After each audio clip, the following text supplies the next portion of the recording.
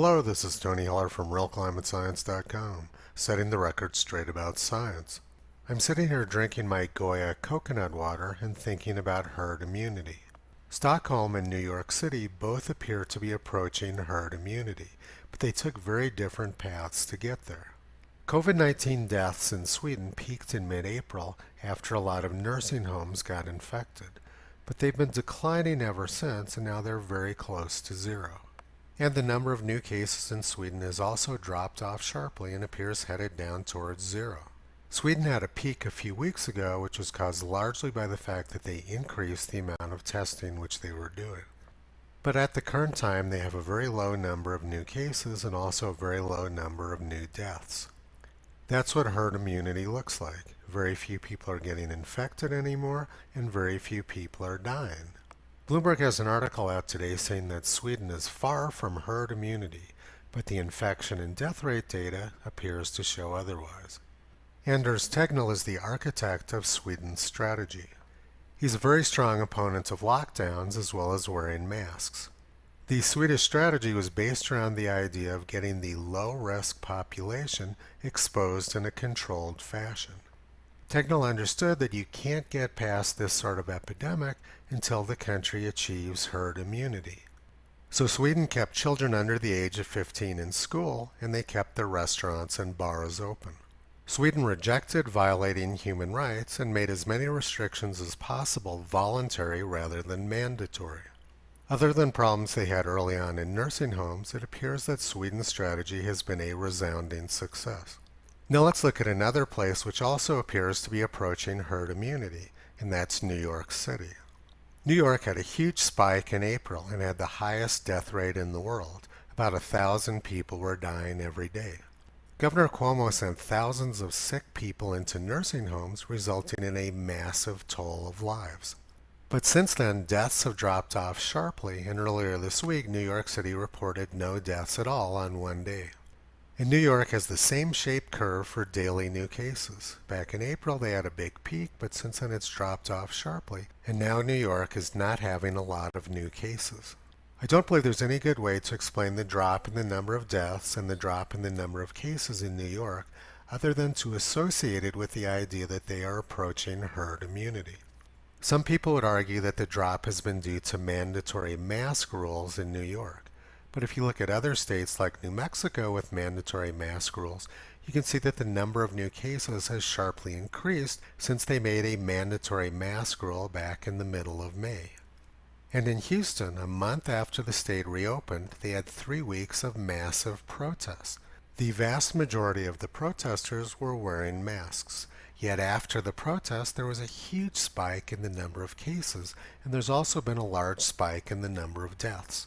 So it's pretty difficult to make the case that the decline in cases in New York is due to masks when masks haven't worked particularly well in other locations. I believe that both Sweden and New York are close to herd immunity. I don't believe there's any way to explain their downward curves other than the idea that most people are no longer vulnerable to the virus. That is the definition of herd immunity. Sweden has achieved it through a very thoughtful scientific process. They achieved it without lockdowns. They achieved it without shutting down their under 15 schools. They did everything they could to avoid violating human rights. New York also appears to have achieved herd immunity, but they achieved it through massive carnage and chaos. New York violated human rights at every step of the way, and unlike Sweden, most of the people in New York are unaware of the fact that they are relatively safe now.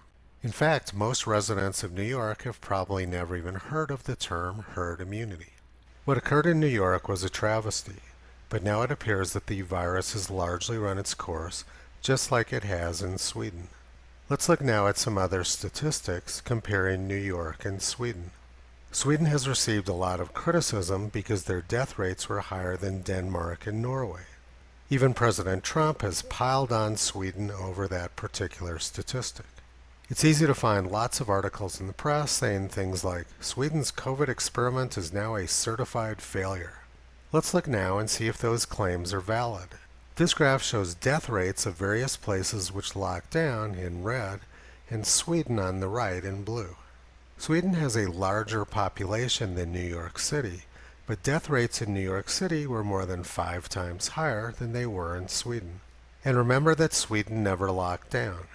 Models predicted that Sweden was going to have a massive death toll because they didn't lock down. But the actual number of deaths was about 1/10 to 1/20th of what the models predicted. Reality is that deaths per million in Sweden were lower than New Jersey, New York, San Marino, Connecticut, Massachusetts, Rhode Island, Belgium, the District of Columbia, Louisiana, Andorra, the UK, including Scotland, which is at about the same latitude as Stockholm, Michigan, Spain, Italy, Illinois, and Maryland. All of these places locked down, but Sweden didn't. New York City had the highest death rate in the world despite a very heavy lockdown. So when I see people criticizing Sweden for having a higher death rate than Denmark and Norway, I'd have to say they're cherry-picking pretty hard. Sweden's approach was anything but a failure because they used actual science. Sweden did have a high death toll early on because they did a poor job of protecting their nursing homes in the early days. But once they got that under control, their death rate has been rapidly declining. Now let's look at the economic impact of the lockdown in New York versus the non-lockdown in Sweden. There's an article in the Financial Times today saying Sweden's light-touch COVID-19 approach spared their economy. Sweden's unemployment rate is up less than 2% since February. Compare that to New York City, where the unemployment rate is up almost 17%. 1 person out of 5 in New York City is now unemployed. New York's unemployment rate increased almost 10 times as much as it did in Sweden, and their death rate was more than 5 times higher. It's pretty clear that what Sweden did was a resounding success and a victory for science. The only thing they did wrong was their failure to protect nursing homes in the early stages. People with a vested interest in believing that the lockdowns were necessary, including President Trump, have been very critical of Sweden. But the reality is that Sweden protected their human rights and they protected their economy with a very intelligent, science-based approach.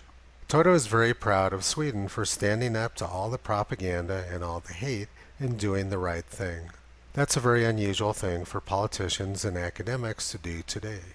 Most give in to the massive pressure of propaganda exerted on them by the fake news press. If Toto had thumbs, he would give the Swedish government and Dr. Anders Tegnell 2 thumbs up. Toto thinks that President Trump should replace Dr. Fauci with someone like Dr. Anders Tegnell. Those are the sort of scientists we need involved in policy decisions. Please visit Toto on the web at realclimatescience.com. He's been pulling back the curtain on junk science and propaganda for a long time.